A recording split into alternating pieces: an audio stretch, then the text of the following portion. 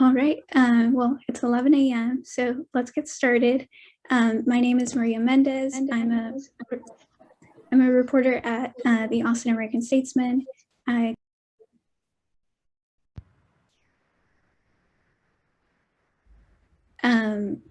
As I was saying, yeah, I'm a reporter at the Austin American-Statesman, and I will be today's moderator.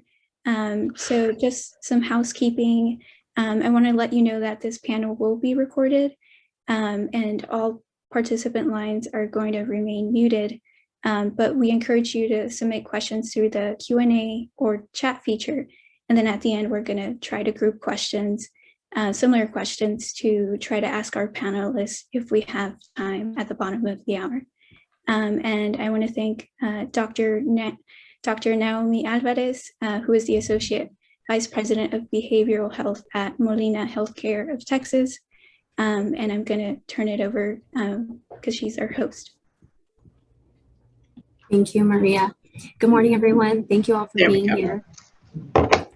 As mentioned, my name is Dr. Naomi Alvarez, and I'm the Associate Vice President for Behavioral Health at Molina Healthcare of Texas. My role within the organization is to work with our state partners. I think we have some background noise. I work with our state partners in implementing new programs and ensuring compliance with any regulatory standards. I also work directly with our providers who bring behavioral health services to our members. In addition, I oversee the behavioral health case management team, which I will discuss a bit more later in our conversation. Today's discussion on children's mental health is important and very timely for a number of reasons, including the lasting impacts of the COVID-19 pandemic and increasing mental health emergency room visits among children in our state. With the 2021 State of Mental Health in America report ranking Texas as 50th in overall access to healthcare, having these conversations and taking additional steps afterward is critical. Molina Healthcare is pleased to offer support to children across Texas. Now I'd like to introduce you all to Representative Donna Howard. Representative Howard has served in the Texas House of Representatives since 2006. She is a member of the House Appropriations Committee and State Affairs Committee. A native of Austin, Representative Howard earned a bachelor's degree in nursing and a master's degree in health education from the University of Texas. She worked as a critical care nurse at Brackenridge and Seton hospitals and served as Austin's first hospital-based patient education coordinator.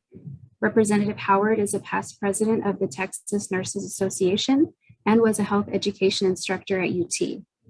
She was elected to the Eanes ISD board in West Austin for the 1996 to 1999 term.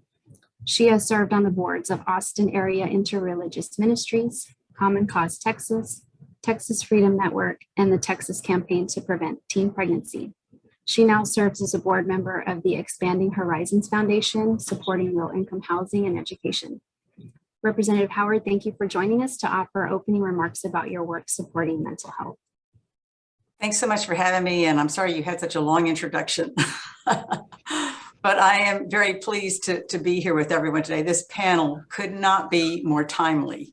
I just left Eanes ISD, where I was part of a focus group. They're having several right now as they're looking for, going to be doing a new superintendent search.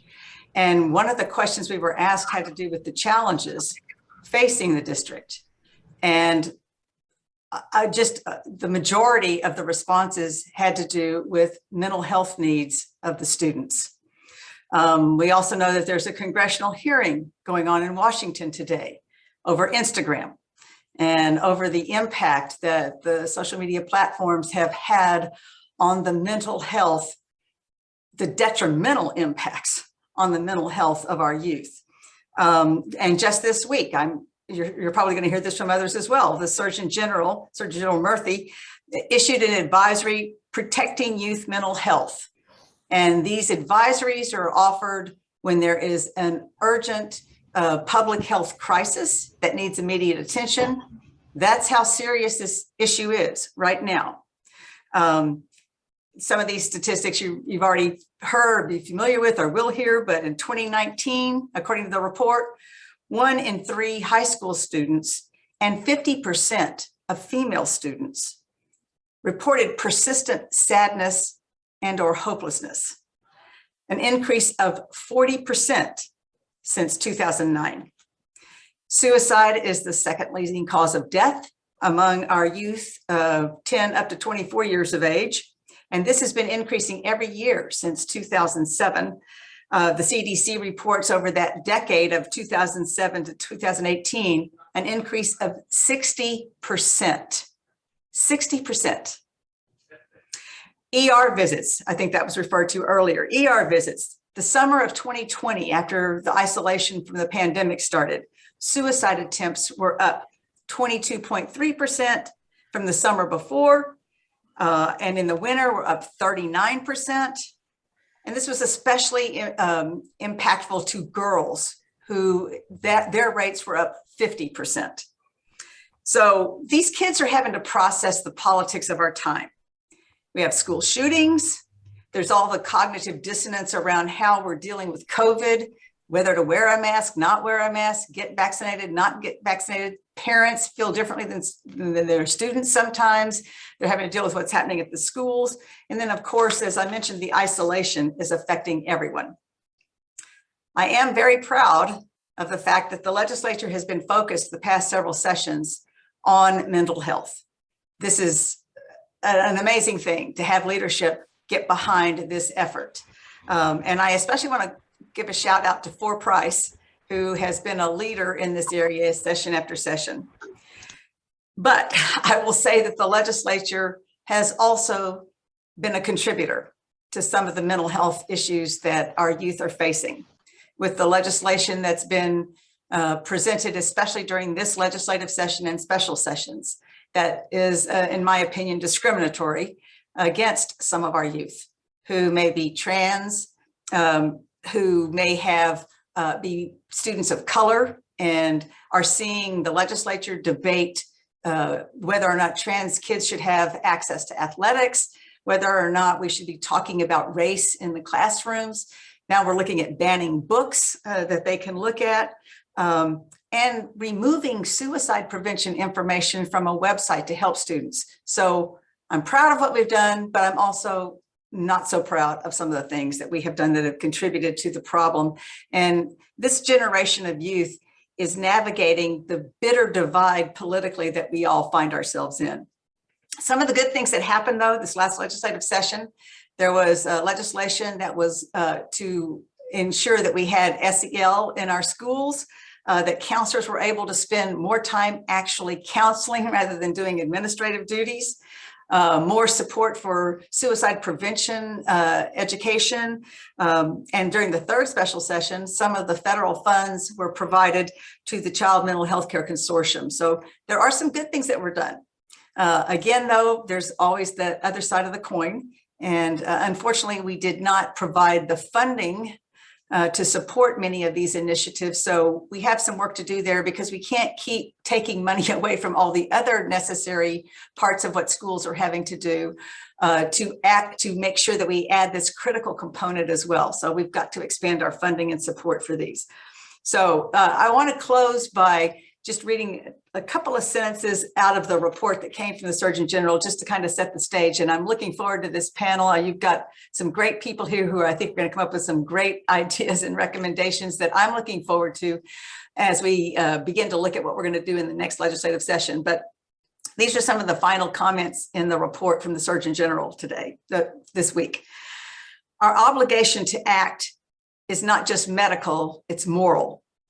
I believe that coming out of the COVID pandemic, we have an unprecedented opportunity as a country to rebuild in a way that refocuses our identity and common values, puts people first, and strengthens our connections to each other. If we seize this moment, step up for our children and their families in their moment of need, and lead with inclusion, kindness, and respect, we can lay the foundation for a healthier, more resilient, and more fulfilled nation. So thank you all for being a part of this today. Thank you to the panel members who I'm looking forward to hearing from. And I think we're going to get some good things out of this, and we all just need to keep moving forward.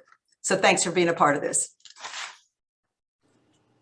Thank you, Representative Power, for setting the stage so thoughtfully.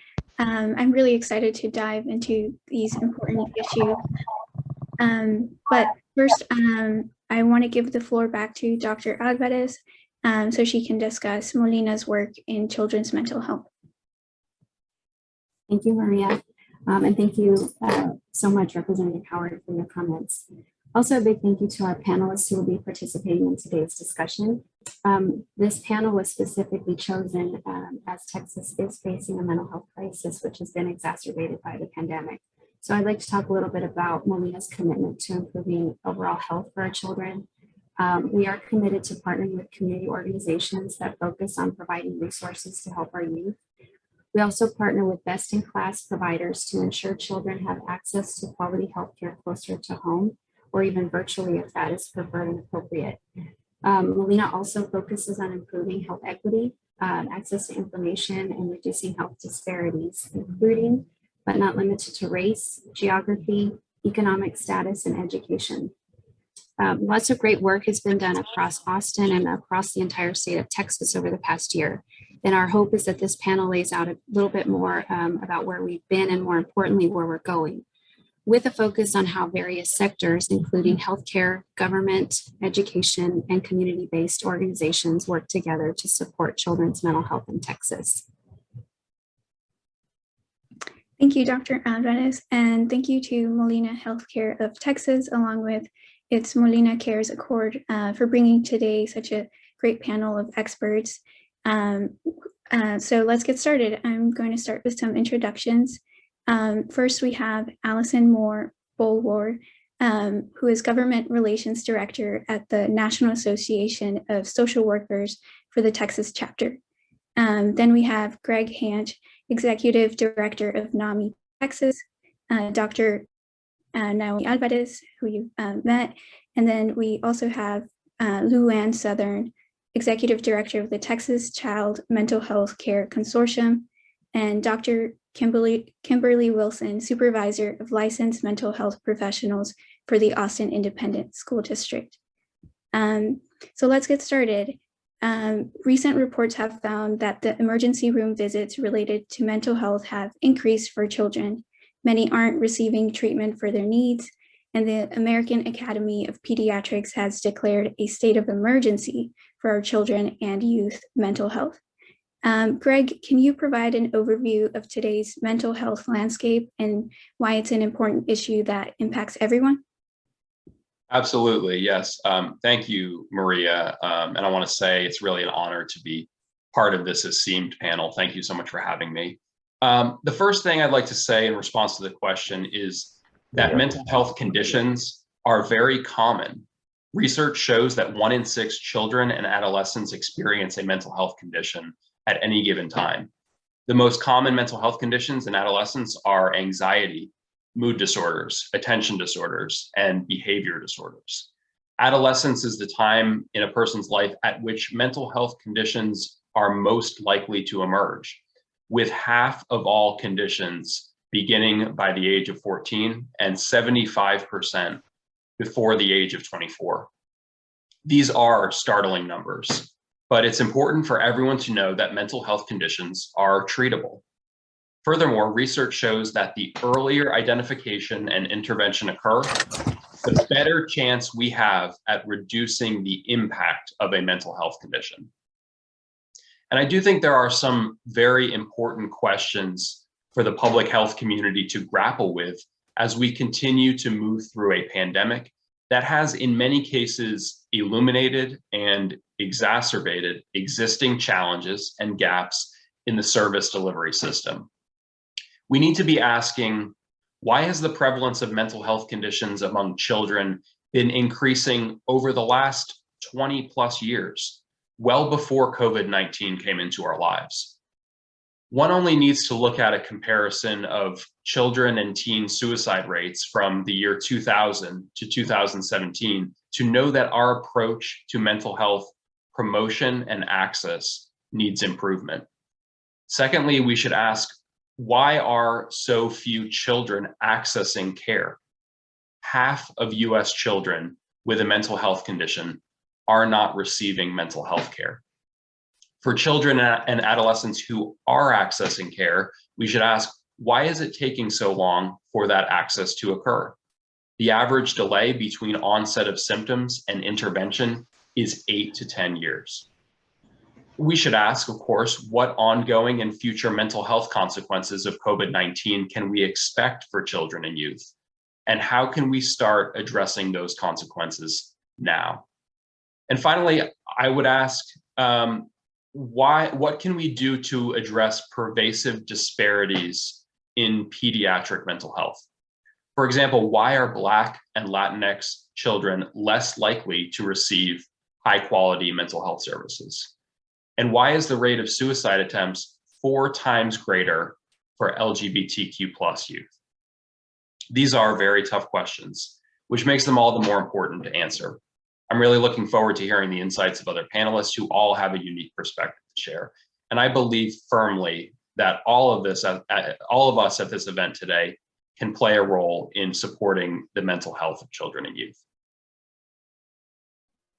Thank you for all those great points. Now I want to talk to Dr. Wilson. Schools and their students have faced tremendous challenges over the past 2 years during the pandemic. Can you share a little bit about what you've seen from your students over the past semester?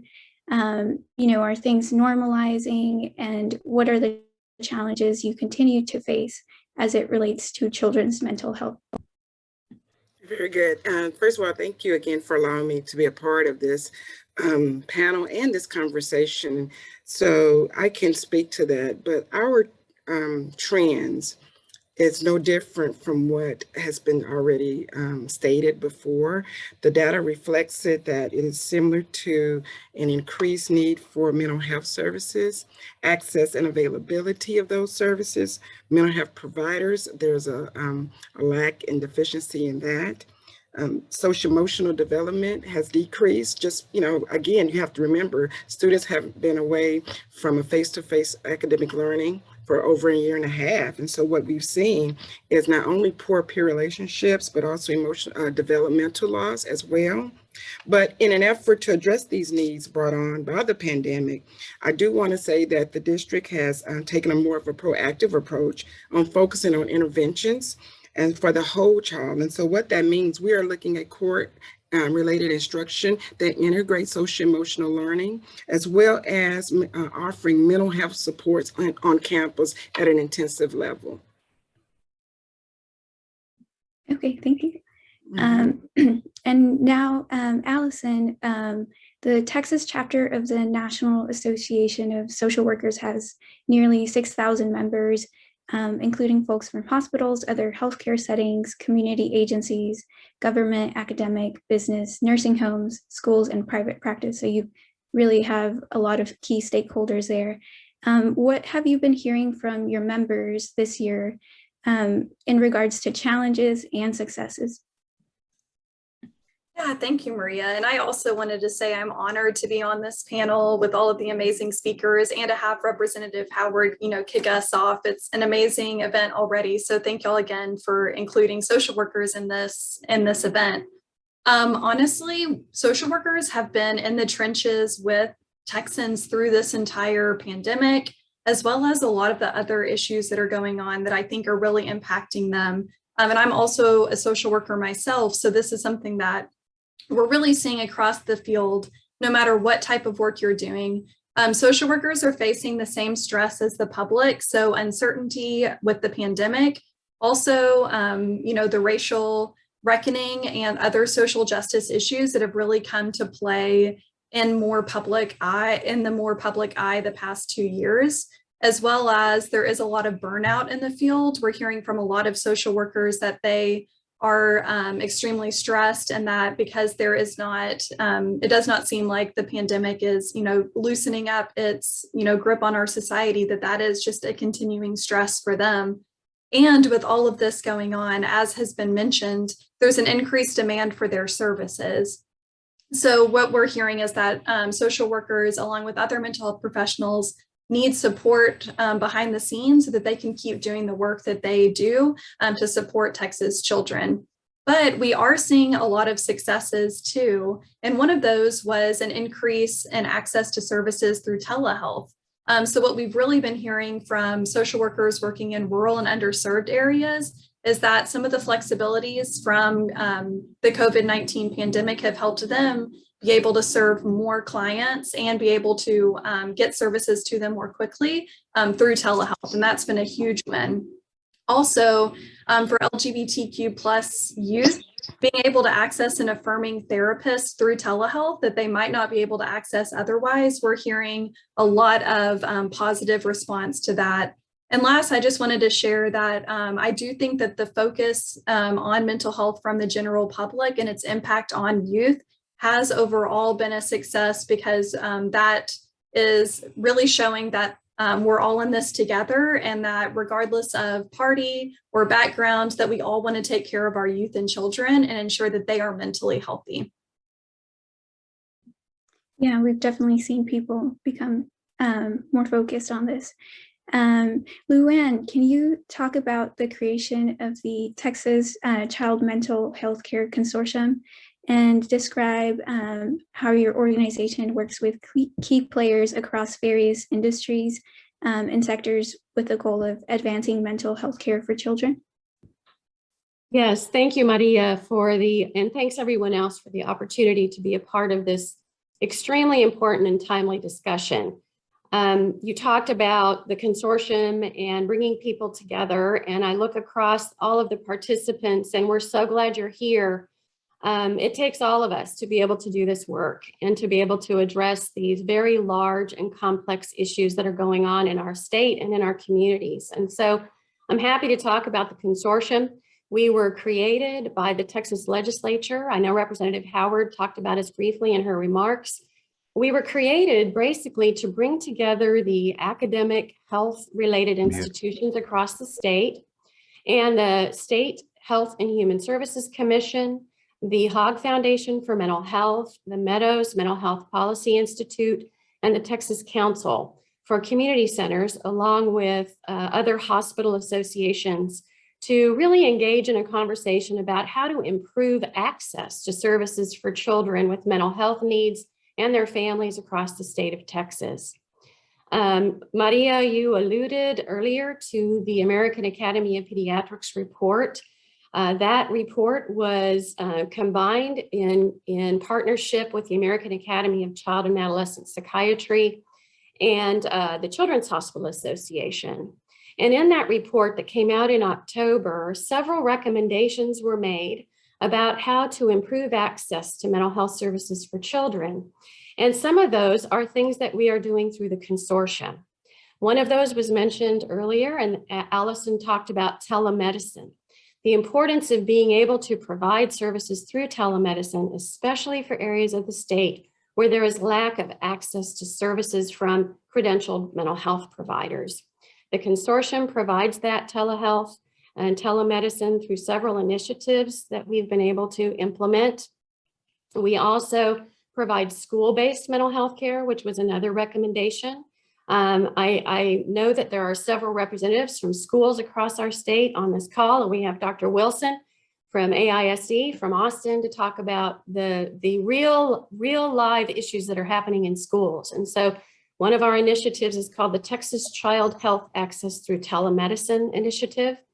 That is available to schools that are developing relationships with our academic health-related institutions across the state, so that students who are identified early that may need some mental health assessment and intervention, those students and their families are referred to us. The families obviously have to give permission for that to happen and have to be engaged in that conversation so that we can provide those assessments and do short-term intervention. And if needs are identified that require longer-term services, those children and families are referred to community-based providers who can continue that care beyond our program. Additionally, one of the recommendations that was made was to work with pediatric primary care physicians. Because of a workforce shortage across our state and across the country, many children are receiving their behavioral health treatment through pediatrics and through primary care physicians. And so one of our initiatives is called the Child Psychiatry Access Network. And we are able to, through a 1-888 number, provide child and adolescent psychiatric consultations to pediatric primary care providers who are seeing children to address their mental health needs in their practices. Currently, we have about 7,200 pediatricians and primary care physicians signed up to access that service.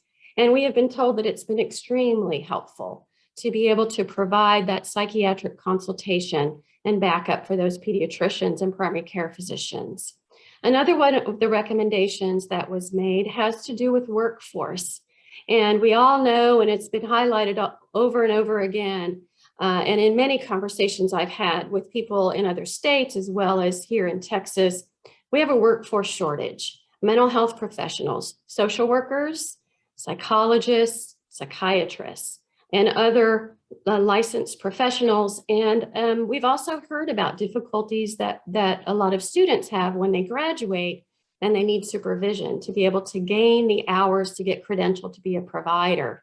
So one of the things that we're doing with the consortium is called the Community Psychiatry Workforce Expansion Initiative.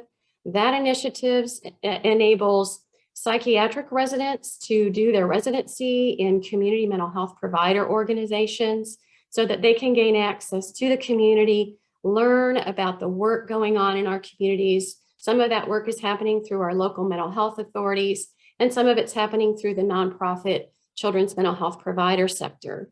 Representative Howard talked about the special sessions appropriation of federal funds to the consortium. And I'm happy to say that through some of those federal funds, we will be able to expand that work to now also include social workers and psychologists. And so we're very excited about that.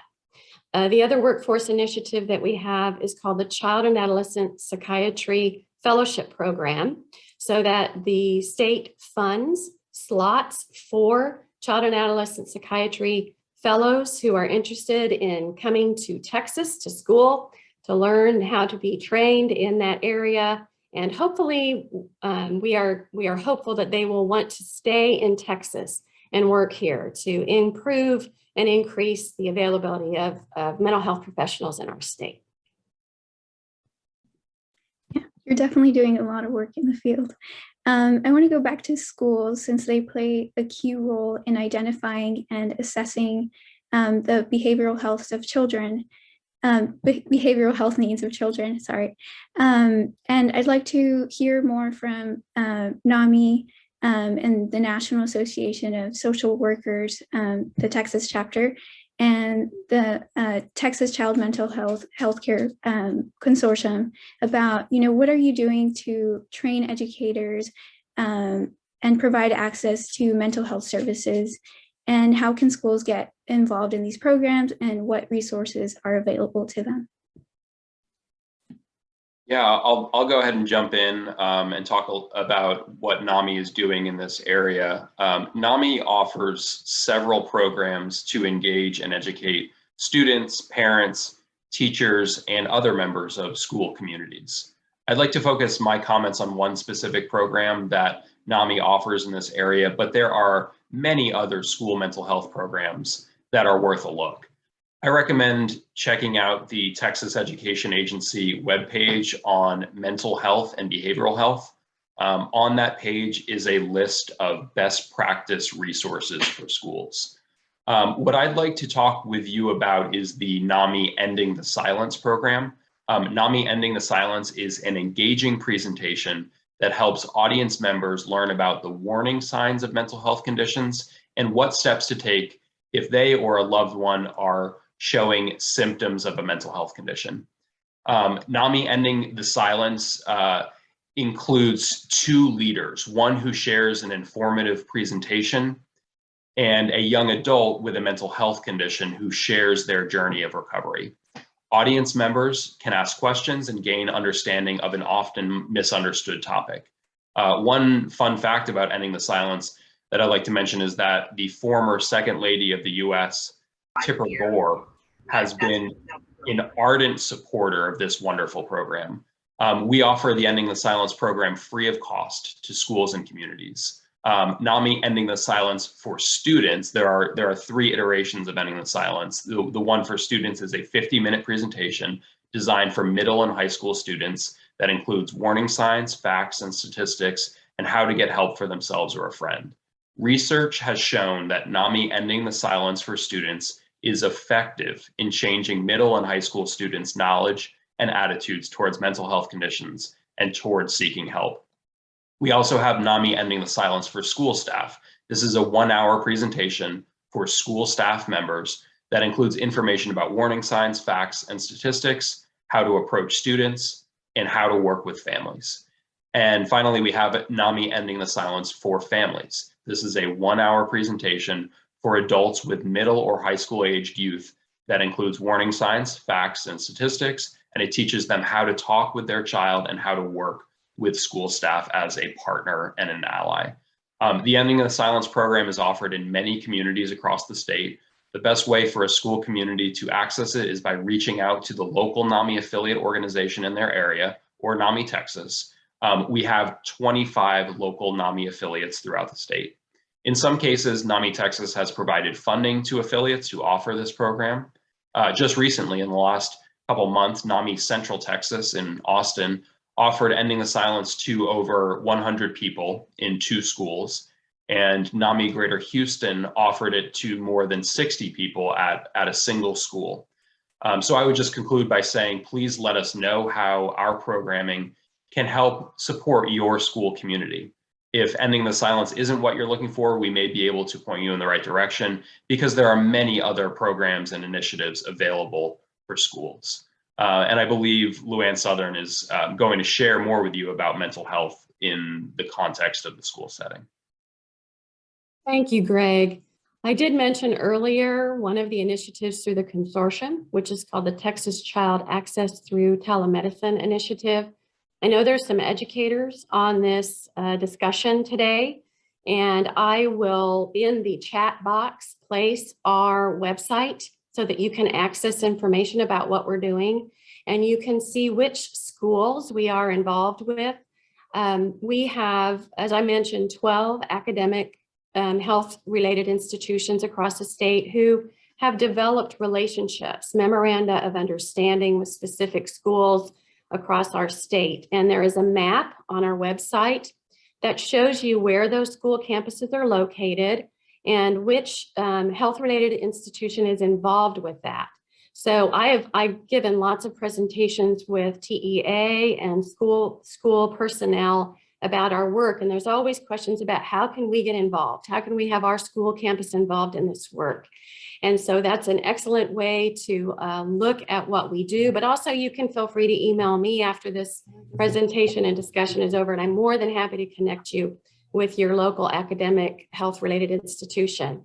What we do is the schools identify young people who they believe may be in need of some mental health assessment and brief intervention. And so the schools identify students, then they work with the parents to assure that the parents are part of the process of identification and agree to having a professional come and do an assessment. And if they're assessed as needing some short-term intervention, our teams across the state are able to do that. And if it appears as though they need longer-term services, they are able to refer those students out for longer-term intervention from their community-based providers. I will also mention that with the expansion of resources through federal funds, we will be also expanding and enhancing that particular part of our work so that we can work in more schools and in some instances provide longer term services for students where there might be a gap between us ending our service and the need for a student to be referred and for continuity of care purposes, for making that a smooth process so that we can provide a little bit more of that intervention to make sure that they're connected to the community in ways that will help them improve their functioning. We will also be implementing something called the Youth Aware of Mental Health Initiative, which is a school-based service designed to focus on suicide prevention. We are working with that in collaboration with HHSC and the Texas Council of Community Centers so that we are able to coordinate and enhance the work that's already being done through mental health first aid. And we will complement each other's work in that way so that more students will have access to suicide prevention, which we know is a very, very key part of this conversation, as Greg mentioned earlier.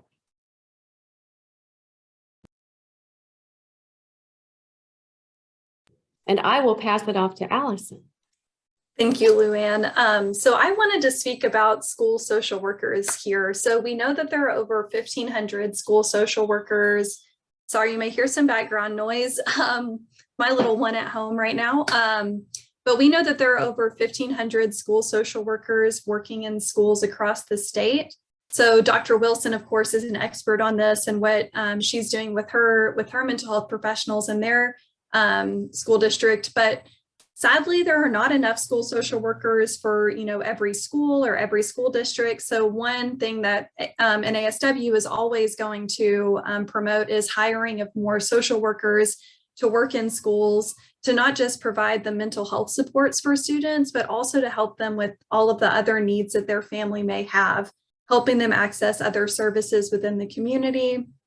And we really saw this during the winter storm, that social workers were able to help students and their families find access to, direct needs that they had based on the storm. And so, we know that social workers are a great, mental health support. And sadly, there is not a definition of school social work services in the education code. So that is always going to be a legislative priority at NASW until we can get that complete. And our hope is that once that service is put into, that definition of the service is put into law, then we'll be able to promote the work that school social workers do and really show that to school districts so that they can hire more school social workers, or those in rural areas might see that being done in other districts and choose to hire school social workers for themselves.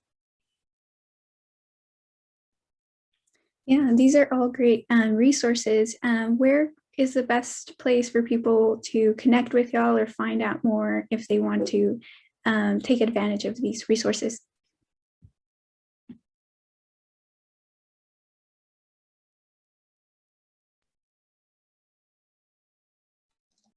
I don't know if that's directed at me, but for our programming, NamiTexas.org, and you'll see our affiliates listed on there, and you can reach out to us through our website. And this is Luann, and you can access our website at tcmhcc.utsystem.edu. And hopefully we can put that in the chat as well, along with Nami's website, so that people can access our services. And also, you can always find me on there, my email address. So I'm more than happy to talk with you. Yes, and with NASW Texas, you can get to our website at naswtx.org. We have almost 6,000 members across the state. And I always recommend that people follow us on social media, because that's honestly the best way to get all of the information about what we're up to. And we have a advocacy Twitter page, NASWTX_advocacy. Okay, great. Well, I want to go back to Dr. Wilson. AISD offers mental health services to students and staff across the district or the AISD community through its contract with Gramercy Specialty Clinic. And the district also was awarded federal dollars for licensed mental health professionals to join its police department. So I want to hear how these programs are unique, and if AISD has these. You're on mute, Maria. Oh, sorry about that. Yeah, so I was saying that I'd like to hear from Dr. Wilson about some of the programs at Austin ISD. The district has a contract with Gramercy Specialty Clinic to provide mental health services to students, staff, in the community. And it was also awarded federal dollars for licensed mental health professionals to join the district's police department. So how are these programs unique, and are these programs and maybe others that you have able to be used in other school districts?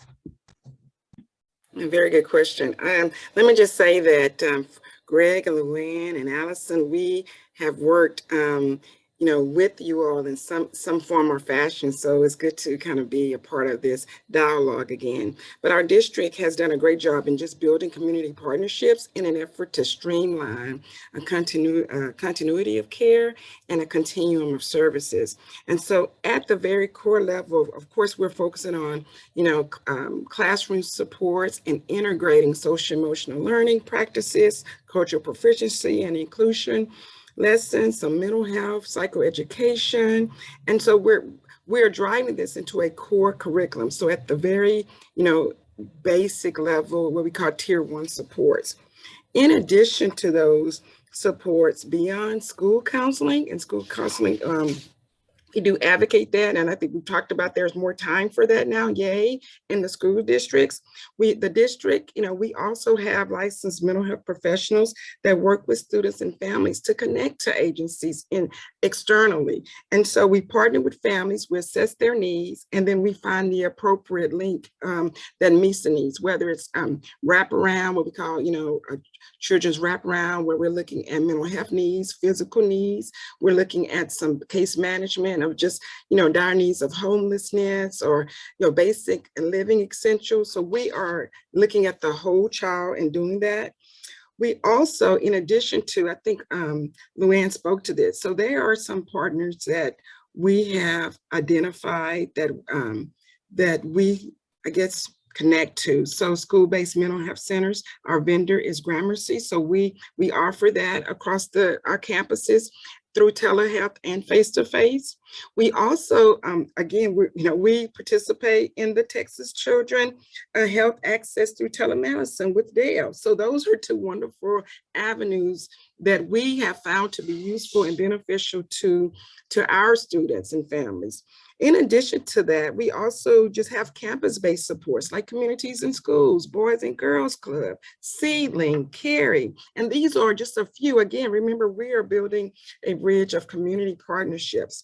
And within the mental health crisis, in the police department you spoke, Maria, we have licensed mental health professionals that are dedicated, it's a grant, we are working on it, dedicated to answering those crisis calls that we receive within mental health disarray. So we are working in that aspect. In addition, the district, we talk about what are we doing again? How do we expand this to our parents, our guardians, even our teachers and our staff? And so our district continues to provide support to parents. And so, for example, we've just celebrated, National Parent Involvement Day, and where we discuss mental health supports and community partnerships and access to health care, again, both physically and mental health. We also hosted a mental health symposium for our counselors and social workers within the district.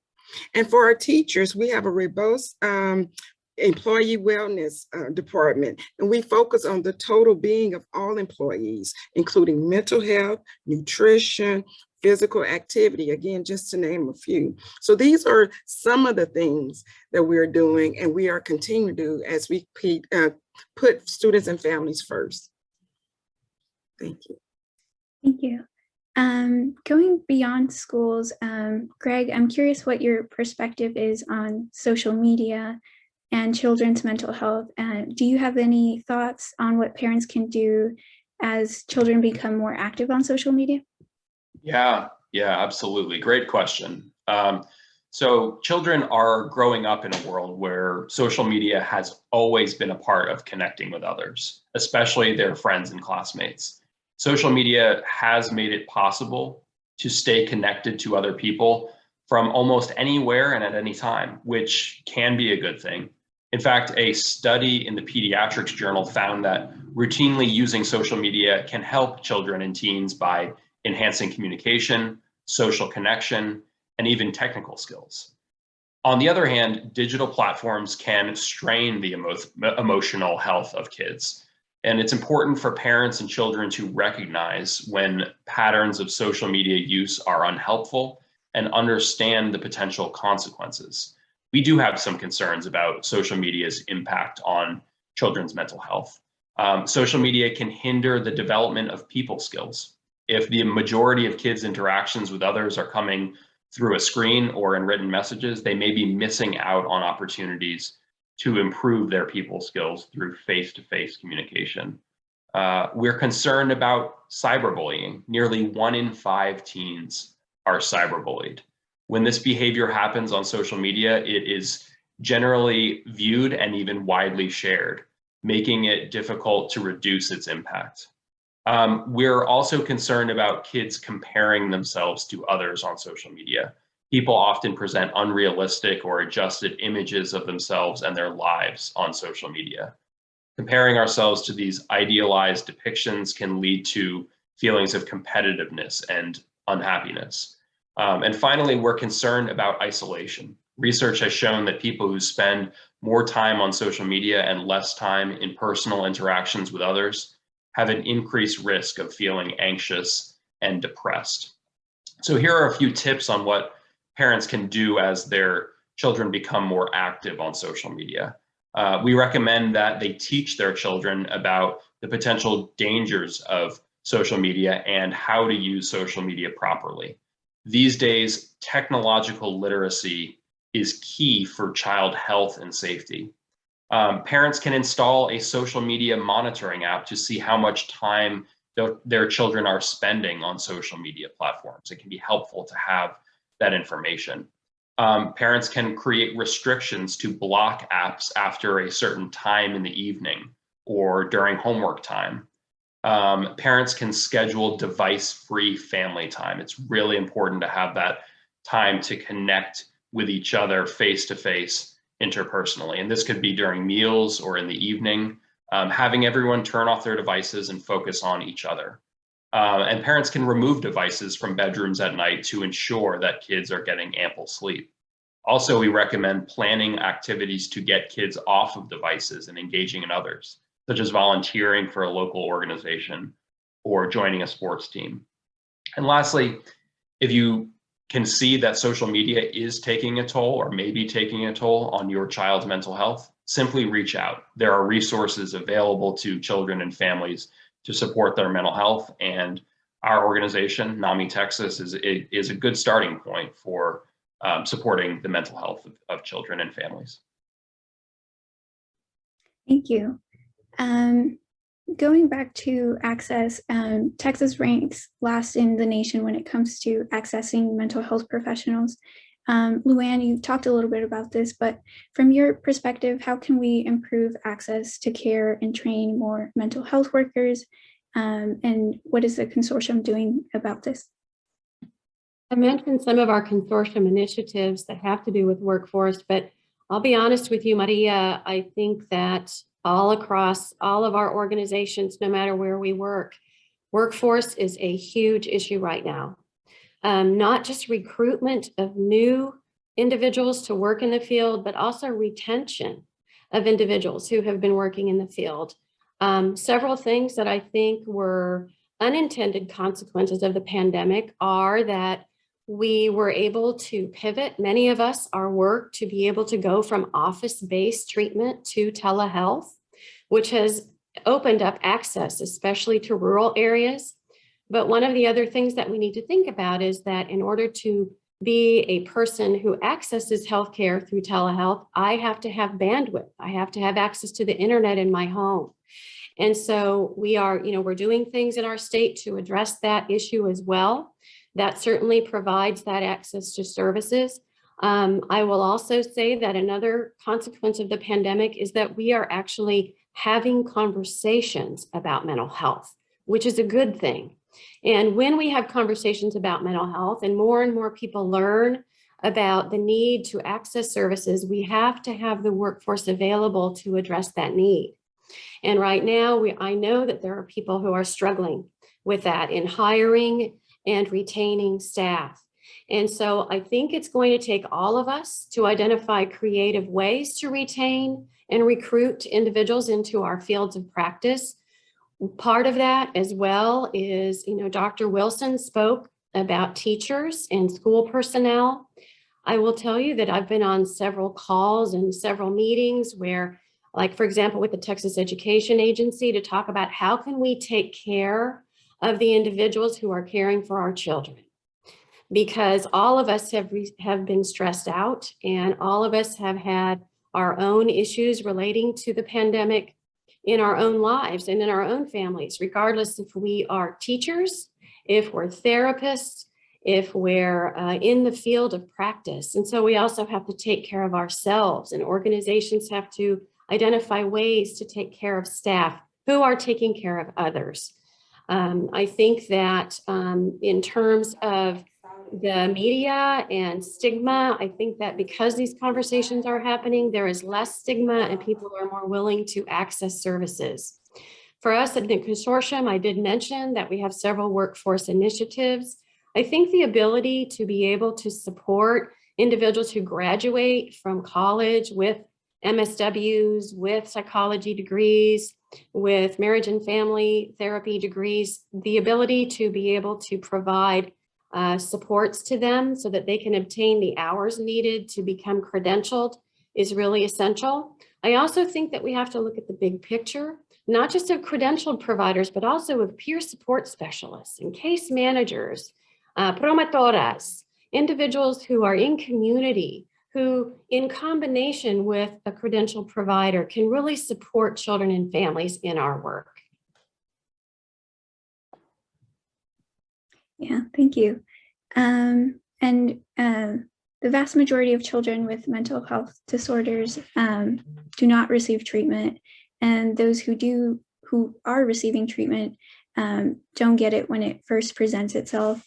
Allison, the National Association of Social Workers, the Texas chapter, is doing a lot of work on prevention and intervention.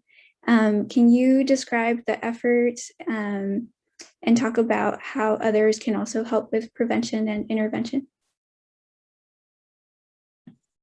Yeah, sorry, I have a little coworker with me who might pipe up. I think from the prevention side, we have to think about things like the social determinants of health that actually create communities for people to be mentally healthy and mentally well. So thinking about how can we make sure that children have access to food?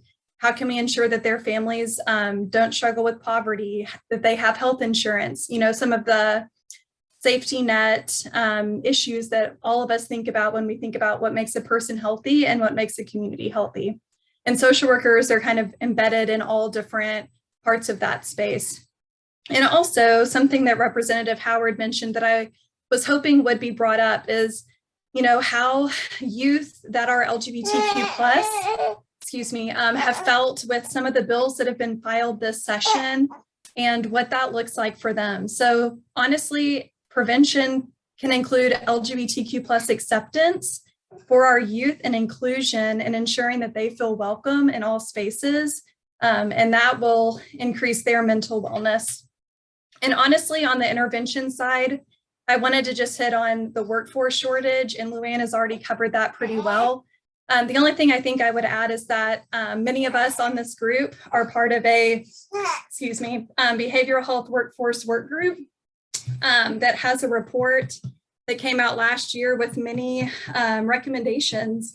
And sadly, not a lot happened to enhance the workforce during the legislative session. So we need to come back next session and focus on that with legislators. Thank you. Thank you for sharing your insights while, doing the work of being a mom as well. Greg, if someone has a friend or family member who is experiencing a mental health crisis, what should they do? Yeah, that can be a daunting challenge. It can be a scary thing when you have a loved one who may be experiencing a mental health condition, but it's important to know that there is a process that you can follow, and a lot of people have been through what you're going through before, and so we have some guidance for you on how to handle that situation. I want to make clear that talking to a friend or family member about mental health doesn't have to be awkward or intrusive. What you're doing by talking with them is showing them that you care about their well-being. And that gesture of showing them that you care can be life-changing for you and for the individual. Before you approach your loved one, I recommend grounding yourself in the facts. I think that can be helpful just for putting you in the right state of mind before you have the conversation. One, remind yourself that mental health conditions are common. Your loved one is not alone and neither are you. Remind yourself that mental health conditions are brain-based disorders. These are not character flaws. These are not personality failings. And thinking about that will positively affect your tone of conversation when you talk to your loved one. Remind yourself that the earlier that people receive treatment, the better the outcomes are. There is no reason to wait, and there is a relative urgency to what you're about to do. And lastly, remind yourself that recovery is not only possible, it is likely. There is hope in this situation. In fact, there is a lot of hope. Secondly, I'd recommend being aware of the warning signs and observing your loved one to get a feel for what they may be experiencing. I won't list off the warning signs of mental health conditions because there are many and you can easily look them up. But the key thing is knowing and observing the warning signs in your loved one will inform your approach, and it will help you assess the severity of what your loved one is going through. Thirdly, find a comfortable space to address your concerns. Choosing the right time and place is important. Also, make sure that you're in a neutral location that you both feel comfortable in. This is probably not a conversation to have on a rushed, sleepy morning on the car ride to school. Broach the conversation when and where both of you feel safe and comfortable. Make sure to ask questions and listen actively. You can say things like, I've noticed some changes. Are you okay? Seems like you're having a difficult time. How can I help you? What do you want to share about what you're feeling? And when they do share and when you've gone through that active listening process, one of the most important things you can say is, I can help, and you are not alone in this struggle. And then what you do after that is simply follow up and get mental health help for your loved one who has just expressed potentially a significant concern. So if someone shares that they need help, know that there are numerous community resources available. There's the Nami National Helpline, the Suicide Prevention Lifeline. You can text Nami to the crisis text line 741-741. And if someone shares that they may be thinking about harming themselves or others, know that 911 is the right thing to do in that situation when there's an imminent risk of harm. And one great resource that I'll mention that's worth looking up, and I'll drop it in the chat, is Nami Central Texas's Change the Conversation web card. This is a one-pager on how to have a conversation with a loved one who may be struggling with their mental health. Thanks. Dr. Wilson, I want to go back to you. Are there any specific ways organizations and local and state governments can better support students? What would be helpful? What outcomes would be helpful coming out of this conversation? Very good. I'm excited to even have this conversation. I think having more conversations like this is a good start, and it's a continuous dialogue that's going to, enact some change. And so we would like to see more of that.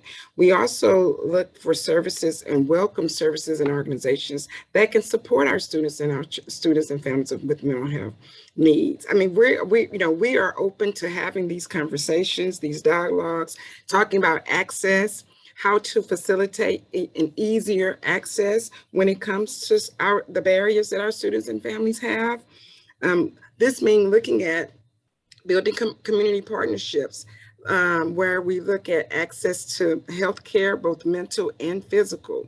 So, yes, we are talking about our mental health needs, but the physical needs are also being neglected, and we also want to be able to look at those. We just talked about the research earlier about how many of those students and families really went to the doctor, had routine visits during the pandemic, or even had difficulty even prior to the pandemic.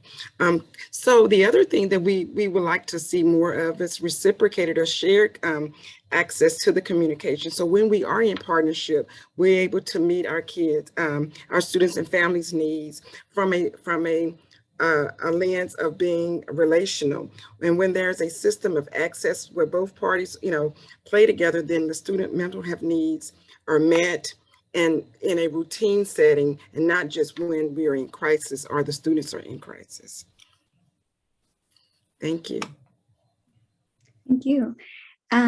So I want to bring back Dr. Alvarez. Dr. Alvarez, can you talk about the work of MHT and then managed care overall in improving mental health care outcomes for children in Texas? Yes, I'd be glad to. One of the things that we're really proud of is our specialty behavioral health case management program. We have registered nurses and licensed professional counselors with extensive behavioral health experience who work one-on-one with our members. They coordinate care and connect members to appropriate resources in the community. As part of that, we also have medical directors on staff with both pediatric and psychiatric specialties who support our team with consultations and providing recommendations. We found this program to be beneficial to our members and their families to have a mental health professional help them navigate the various behavioral health and community resources. And you mentioned earlier, Maria, the lack of access to care early on after diagnosis. And so one of the things I wanted to highlight as part of our program is that we have an early intervention initiative that focuses on education for our pediatric members and their families on a variety of topics when a diagnosis of mental health condition is initially given.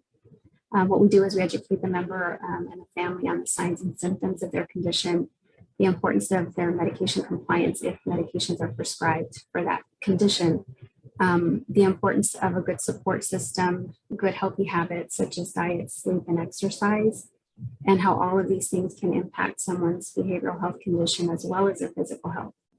And then we also refer to appropriate pediatric behavioral health providers and community and national resources, similar to what Greg mentioned, as appropriate.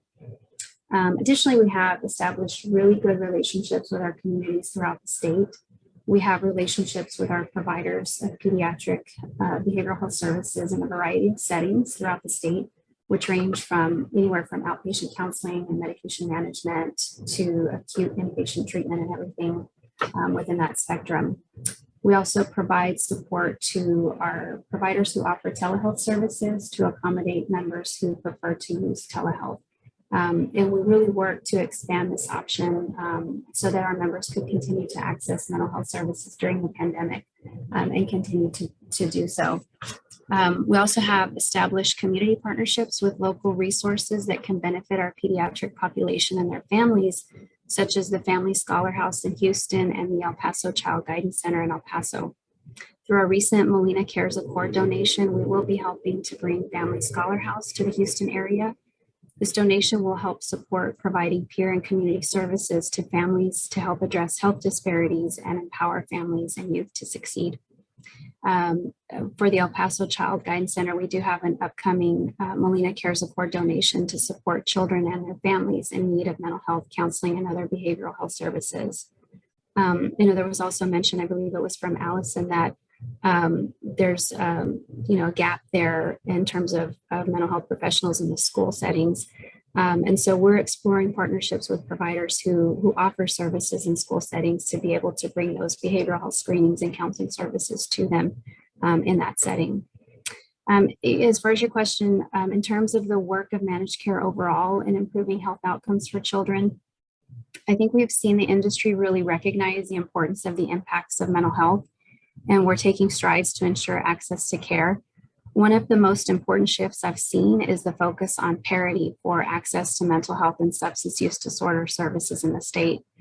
Our government has implemented requirements for ensuring that all Texans, including children, have access to mental health and substance use disorder care in an equal way that they do to physical health care. Actually, Greg Honcha and I were both part of the state parity work group, and we recently wrapped up our recommendations for ways to best ensure parity and access to care for these services. I really believe that managed care organizations are doing their best to find effective and efficient ways to monitor and ensure compliance with these regulations, as well as promote access, especially for our younger populations. Great, thank you. Yeah, so we're a little bit over time, so we're going to start wrapping this up. I want to thank Dr. Alvarez and MolinaCares for coordinating this important conversation. And I, of course, also want to thank our panelists and Representative Howard for all the great insights. And lastly, thank you for all of those of you who are watching, for taking the time out of your day. I know everybody's probably really busy. But yeah, thank you for taking the time to learn about this very important topic. Dr. Alvarez, is there anything else you would like to add?